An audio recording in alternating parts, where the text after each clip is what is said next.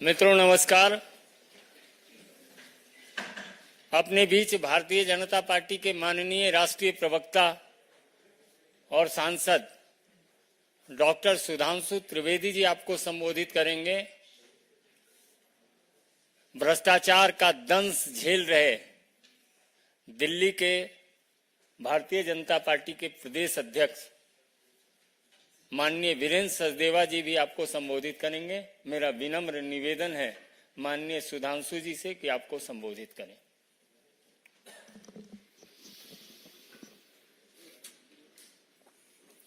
मित्रों, आज माननीय उच्च न्यायालय ने श्री केजरीवाल के संदर्भ में जो निर्णय दिया है उससे तथ्यों के कठोर धरातल पर आम आदमी पार्टी का अहंकार चकनाचूर हो गया है।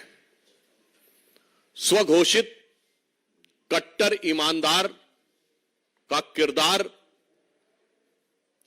धारदार तथ्यों के साथ पूरी तरह तार तार हो गया है।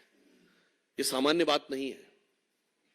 देखिए, जिस प्रकार से उन्होंने जमानत के लिए नहीं, यह बात हम ऐसे नहीं कह रहे हैं, उन्होंने तो सीधे सीधे अपनी अभिरक्षा को ही यानी अपनी हिरासत को ही चुनौती दी थी।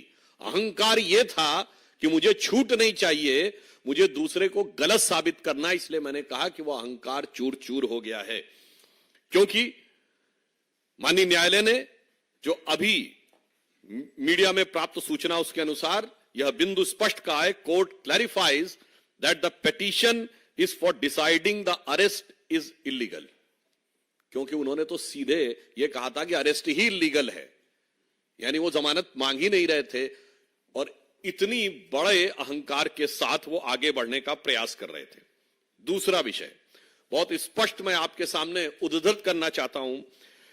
Material collected by the ED reveals that the Kejriwal conspired was involved in formulation of excise policy। बार बार हम लोग कहते थे साक्ष्य जांच एजेंसियों ने दिए हैं और वो न्यायालय के समकक्ष हैं, न हमारे पास हैं न किसी अन्य के पास हैं, इसलिए उस पर बयानबाजी निरर्थक है। स्पष्ट रूप से कोर्ट कह रहा है कि जो साक्ष्य दिए गए उससे प्रतीत होता है कि वह नीति बनाने में बाकायदा कंस्पायर्ड द एक्साइज पॉलिसी, और फिर लिखा हुआ है was involve in the formulation of the excise policy and use the proceed of crime, यानी वो नीति निर्धारण में मुख्य कर्ता धर्ता थे और उससे प्राप्त चीज को अवांछित आपराधिक चीजों में प्रयोग किया गया। He is also allegedly involved in the personal capacity in the formulation of the policy and demanding the kickbacks, and secondly in the capacity of national convener।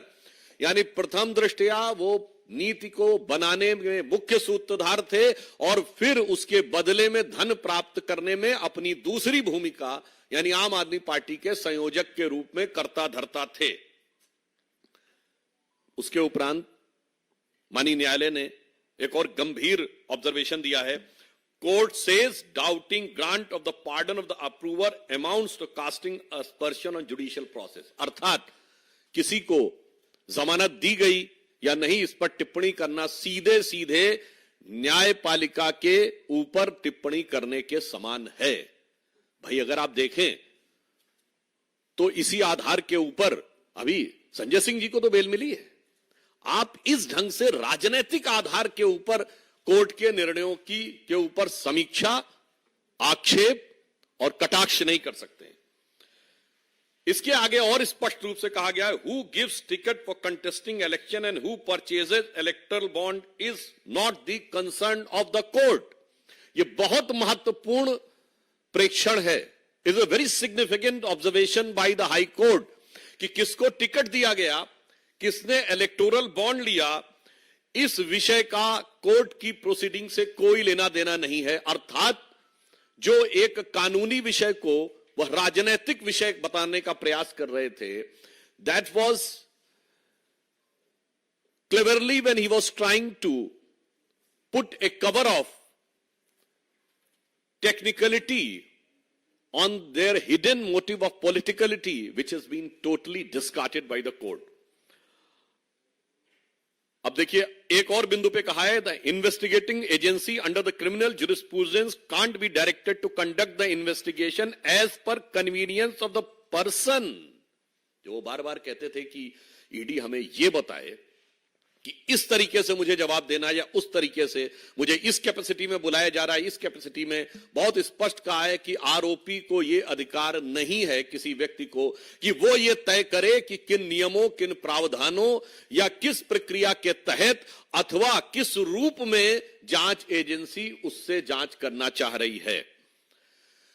अगला बिंदु और गंभीर है, the court won't lay down different categories of law, one for common citizens and other granting special privilege to chief minister.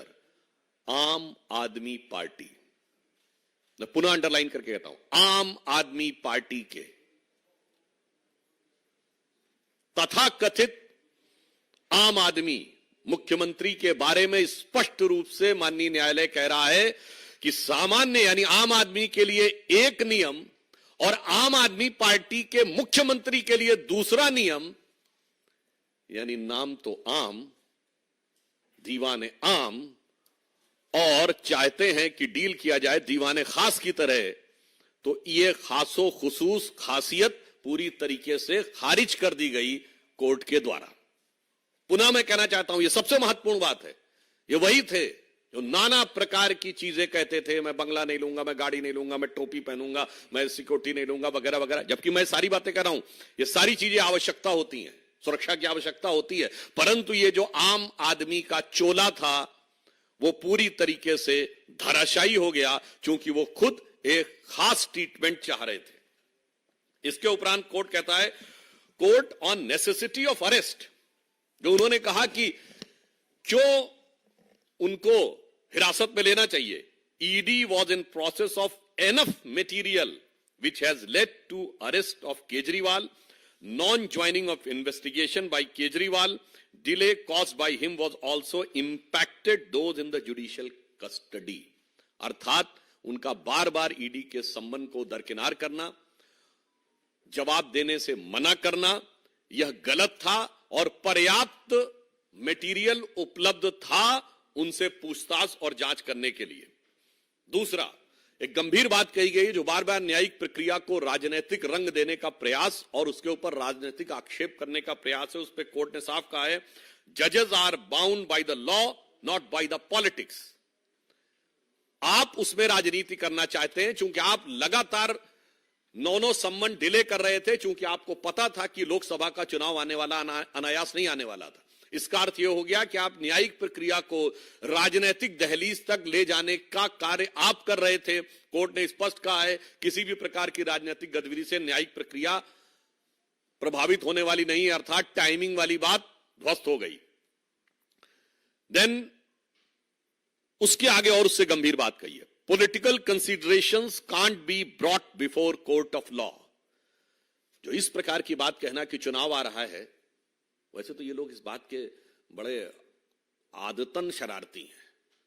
याद करिए 2019 के लोकसभा से पहले कांग्रेस पार्टी के नेता भी वकील का चोला ओढ़कर श्री राम जन्मभूमि के मुद्दे पर भी यही कह रहे थे कि चुनाव आ रहा है तो इसको बाद में करिए।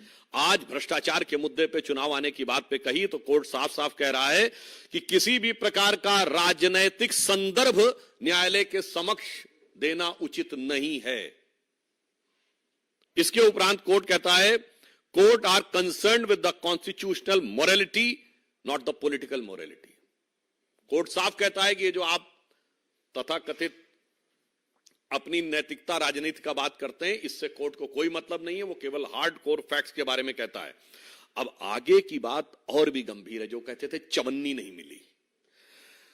इस पॉइंट में माननीय न्यायालय कहता है, this court holds that ED was able to place enough material statement of the approvers and their own candidate stating that was given to for Goa elections, it completes the chain regarding the money sent for Goa elections. यानी जब उनके स्वयं के प्रत्याशी ने यह बयान दिया है कि उसको इस प्रकार का धन इस स्रोत से प्राप्त हुआ है, तो यह प्रथम दृष्टया इस संदेह की पुष्टि करता है कि पैसा कहां से आया। जो कहते थे चवन्नी नहीं मिली, अब चवन्नी नहीं, वो करोड़ों का ट्रेल मिल रहा है। इसलिए हम ये बात साफ कहना चाहते हैं कि इंडिया अगेंस्ट करप्शन की अन्ना क्रांति से शुरू हुआ आंदोलन आज के में तब्दील हो गया है, यानी केजरी करप्शन क्रांति में तब्दील हो गया है।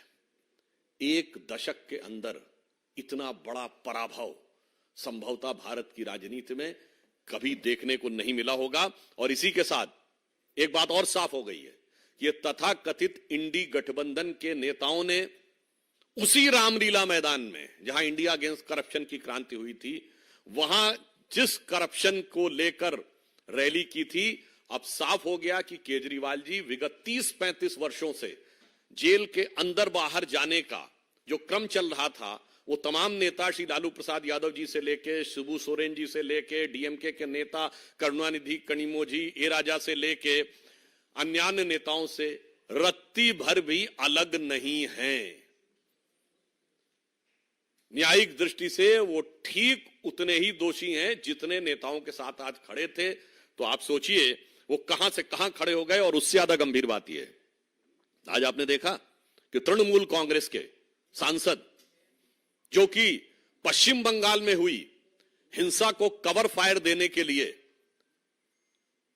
चुनाव आयोग के पास गए थे, तो उनको बचाने के लिए ये मौसेरे भाई आम आदमी पार्टी वाले उनको कवर फायर देने के लिए गए थे। अर्थात इन पार्टियों का चेहरा और चरित्र पूरी तरीके से उजागर हो गया है, जब यह साफ साफ कहा जा सकता है कि आज जो कुछ हुआ है इसने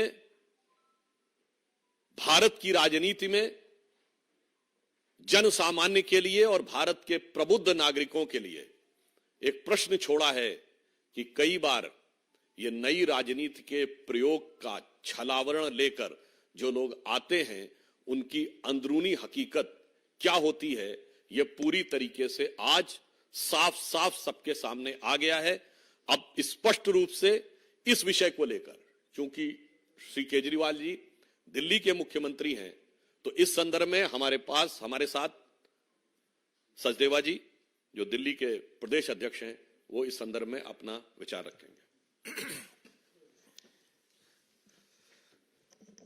धन्यवाद भाई साहब।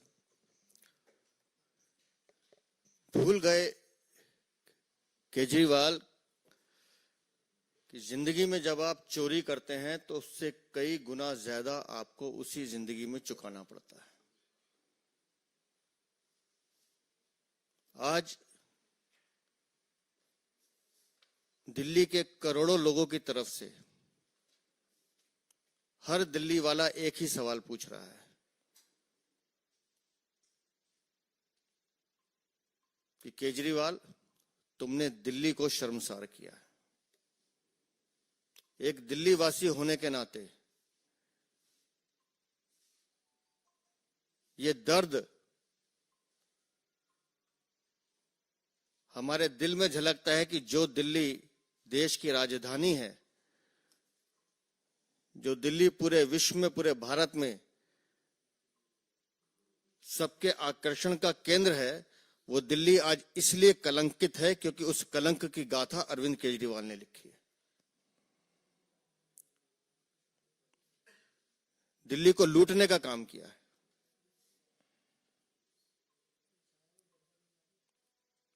हमारे पास फंसाया गया है, हमें यह किया गया, सारे साक्ष्य मौजूद हैं। जैसा भाई माननीय सुधांशु जी ने कहा, अभी माननीय न्यायालय ने जो आज टिप्पणी की है, वो सीधा सीधा अरविंद केजरीवाल और आम आदमी पार्टी के मुंह पे तमाचा है।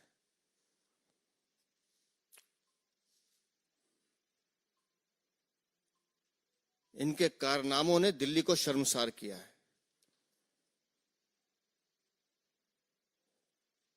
एक दिल्ली वाला होने के नाते पूछता हूं, क्या अब भी कोई नैतिक अधिकार है आपके पास कुर्सी पे बने रहने का?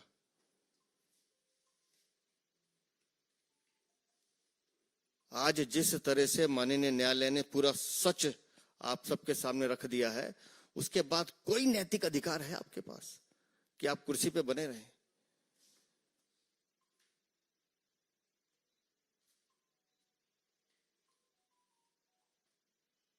पूरी दिल्ली को लूटने का आपने षड्यंत्र रचा है।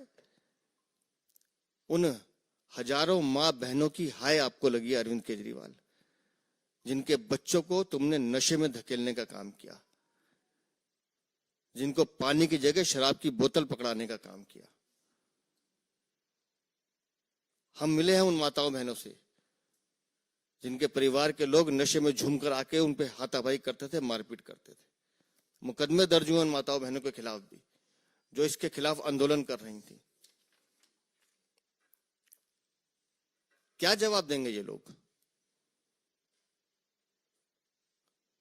बार बार चिल्लाने से, बार बार झूठ बोलने से झूठ सच नहीं बनता। ये बात आम आदमी पार्टी के सारे प्रवक्ता समझ लें।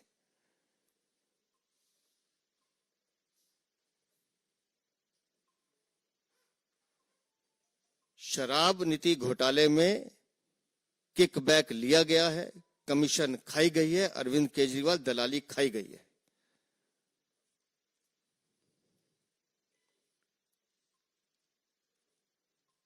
हर बार माननीय न्यायालय की टिप्पणी पर जिस तरह से ये लोग बयानबाजी करते थे, आज उसका भी पटाक्षेप हो गया।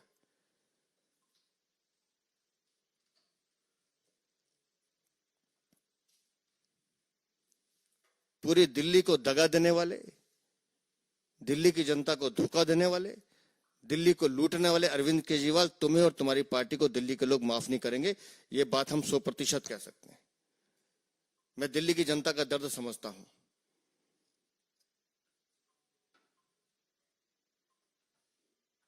लोग जानते हैं कि लोगों को क्या दिक्कत है। कौन सोच सकता था जी कि मंदिर, मस्जिद, गुरुद्वारा, स्कूल कुछ नहीं छोड़ेंगे, आप सब जगह शराब की दुकानें खोलेंगे।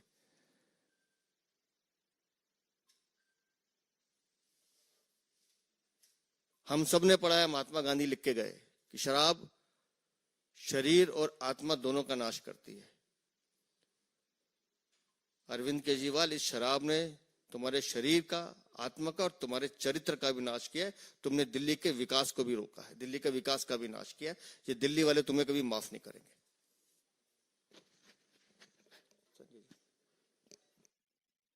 सादर आमंत्रित है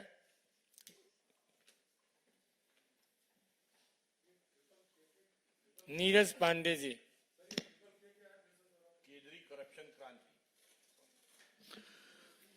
इंडिया अगेंस्ट करप्शन की अन्ना क्रांति से केजरी करप्शन क्रांति। और कोई किसी का प्रश्न?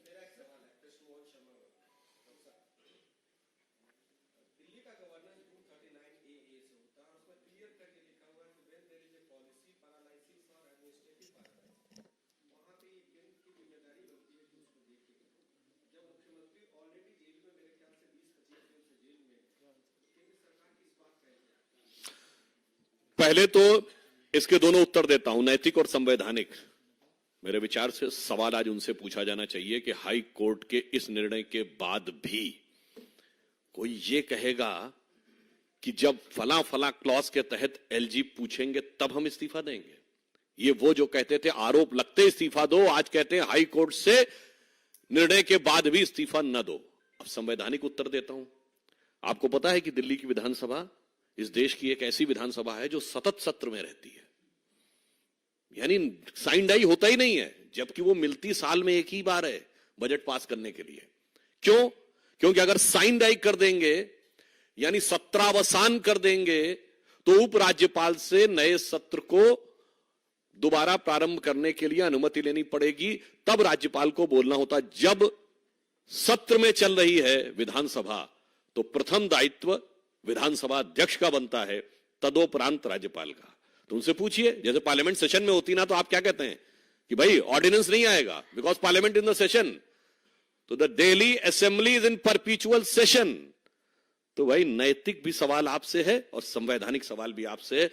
बचने की जितनी भी गुंजाइश करिए, बचने का कोई रास्ता अब दिखाई नहीं पड़ रहा है।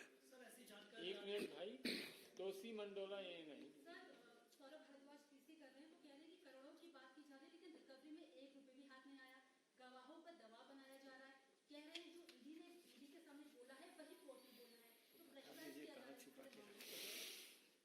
देखिए, कोर्ट ने आज बहुत स्पष्ट कहा है कि जो बयान दिए गए हैं वो कोर्ट के सामने दिए गए बयान हैं, तो वो पूरी तरीके से वैलिड है।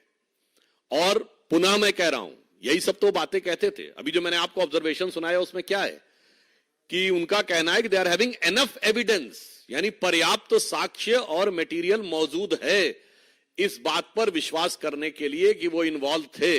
और कहां रखा है उस पे तो मैं कहना चाहूंगा यही तो पता लगाना है। क्योंकि मैं ऑन द मतलब एक दूसरे ढंग से कहूं, टीवी पर आकर यह कहा गया था ना कि केजरीवाल जी जेल में चले गए, उनका शरीर जेल में है पर आत्मा आप लोगों के साथ है। मुझे लगता है हो सकता है वो आत्मा तो उस पैसे की रक्षा तो नहीं कर रही है आसपास कहीं, जिसकी वजह से उस तक पहुंचना थोड़ा मुश्किल नजर आ रहा है। Mohit Bhatt Times now.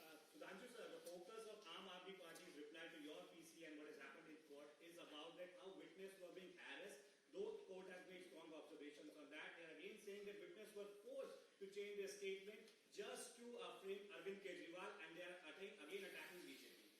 I think with a clear-cut indication in verbatim I have read in front of you in which the court has categorically said two things. Number one, the statements were in front of the magistrate, so it was in front of the court. Number two, they were having enough evidence and they are having enough references to prove that Kejriwal ji was, you can say, pivotal in making the policy and getting the kickback.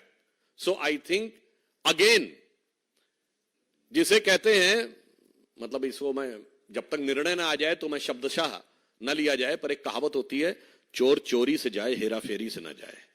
तो मुझे लगता है कि आम आदमी party को अब कम से कम इस निर्णय के बाद इस प्रकार के अनर्गल बयान देने से बाज आना चाहिए। हाईकोर्ट के निर्णय से आम आदमी पार्टी सहमत नहीं है और ऐसी जानकारी मिल रही है कि वो इस निर्णय को सुप्रीम कोर्ट में चुनौती देने के लिए जा रहे हैं। और एक सवाल साथ में लगता हुआ पूछना चाहता हूं कि इस वर्डिक्ट आने से पहले ही सौरभ भारद्वाज ने कहा था कि हमें हाई कोर्ट से बहुत ज्यादा उम्मीद नहीं है, तो ऐसा उनका पूर्वानुमान इस पर क्या? देखिए, इसीलिए कोर्ट ने बहुत साफ कहा है कि न्यायालय पर राजनीतिक टिप्पणियां मत करिए। और आपने सहमत की बात कही, इतनी बड़ी लानत मिलने के बाद आपको लगता है कि सहमत होने की जहमत वो उठा सकते थे? तो जो कुछ हो रहा है ये इनएविटेबल था, ये अवश्यंभावी था। परंतु आज मैं कहता हूं, अगर वही कोर्ट संजय सिंह को बेल देता है तो लोकतंत्र की विजय है, और वही कोर्ट केजरीवाल जी को दोषी मानता है तो लोकतंत्र समाप्त है।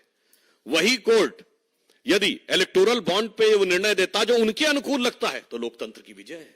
वही कोर्ट अगर चंडीगढ़ पे वो निर्णय देता है जो उनको अच्छा लगता है तो लोकतंत्र की विजय है। वही कोर्ट राहुल गांधी की सदस्यता बहाल करता है तो लोकतंत्र की विजय है। और वही कोर्ट आपको दोषी सिद्ध करता है तो ये कहते हैं कि हमारा अनुमान ऐसा था। वैसे उनके अनुमानों पे क्या क्या कहा जाए, वो तो खैर अनुमान उनके 13 साल से सुनते आ रहे, परंतु मुझे लगता है ये राजनीतिक क्षेत्र में नैतिक निर्लज्जता की पराकाष्ठा है। This is nothing but the height of hypocrisy in politics if this type of statement and such a selective comment on the various judgment of the court. Himanshu Republic.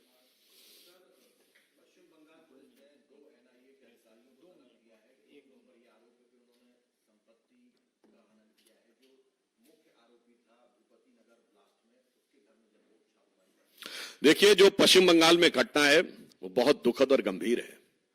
Diamond harbour क्षेत्र में जिस प्रकार से हिंसा हुई है और जिस विषय का आपने उल्लेख किया है, बहुत गंभीर बात यह है कि उतने बड़े ब्लास्ट के आरोपियों में को जब गिरफ्तार करने के लिए एनआईए की टीम जाती है तो पहले ईडी पे हमला हो चुका होता है और अब एनआईए पे हमला होता है। यह संविधान बचाने के लिए है कि संविधान नष्ट करने के लिए है?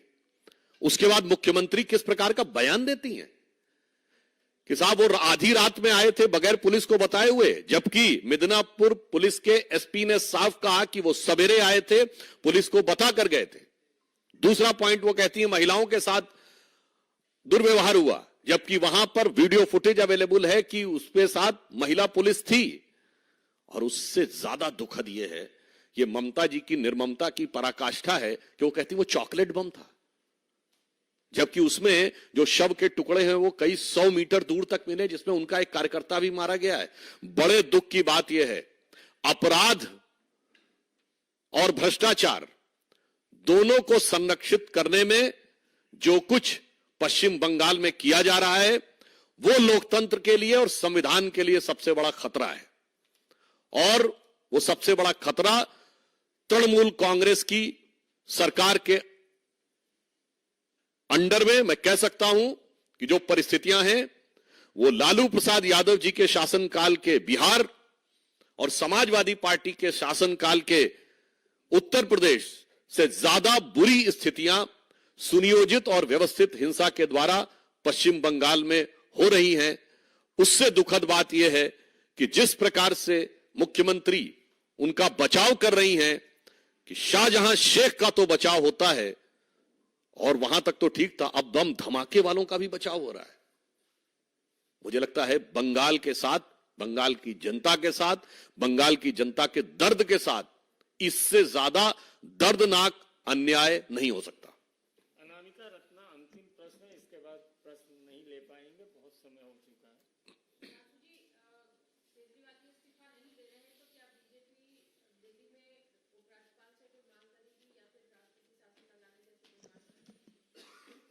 निर्णय अभी अभी आया है, जरा देखें तो कि अभी उनके मन में क्या है। मतलब उनके दिल की हसरत में अभी अपनी कितनी और फजीहत कराना लिखा है, जरा इसका नजारा कर लें, उसके बाद आगे का निर्णय लिया जाएगा।